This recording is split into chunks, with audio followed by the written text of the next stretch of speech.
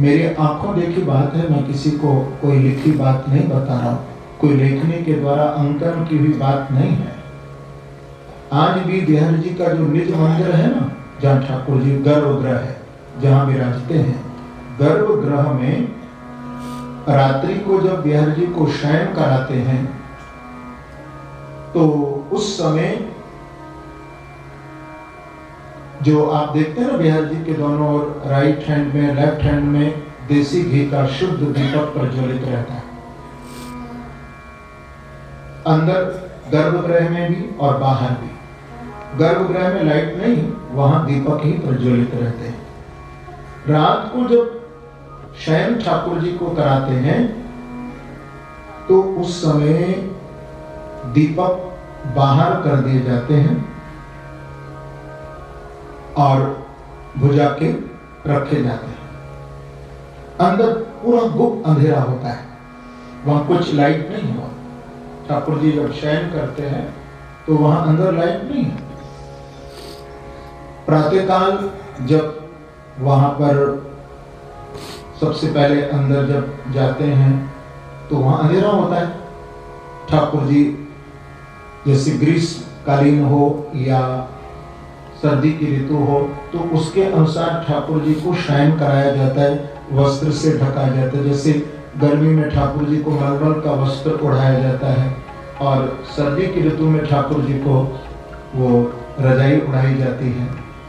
बड़े भावपूर्ण सेवा होती है वहां। तो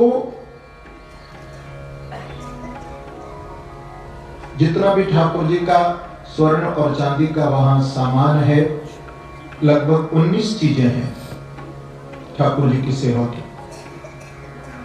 वो सब चीजें मुख्य बाहर दी जाती हैं, जैसे दीवट दिए जाते हैं और भी अन्य, तो उनकी सफाई होती है, फिर उनको साफ करके अंदर देने के लिए तैयार किया जाता है कि दीपक प्रज्वलित होगा, तो उसमें थोड़ा टाइम लगता है। तब तक हमको अंदर ठाकुर जी की सोहनी सेवा करनी होती है। सोहनी माने झाड़ू, सोहनी हमारे ब्रज में झाड़ू नहीं कहते, सोहनी कहते। सोहनी सेवा की जाती है। तो उस समय अंधेरा होता है। सोहनी सेवा अंधेरे में ही हम करते हैं, इतना अंदर अंधेरा होता है। लेकिन ठाकुर जी को सोहनी सेवा करने के बाद जब आचमन कराया जाता है बिहारी जी को, जल का पात्र ले जा करके, और ठाकुर जी के ऊपर से जब वस्त्र हटाते हैं, ये आंखों देखी बात है मेरी। जब बिहारी जी के ऊपर से कपड़ा हटाते हैं, जिस पलंग पर चंदन के बिहारी जी महाराज शयन करते हैं, तो ऐसा लगता है कि उस अंधेरे में लाइट प्रज्वलित हो गई, प्रकाश ही प्रकाश हो जाता है ठाकुर जी उस निज मंदिर में।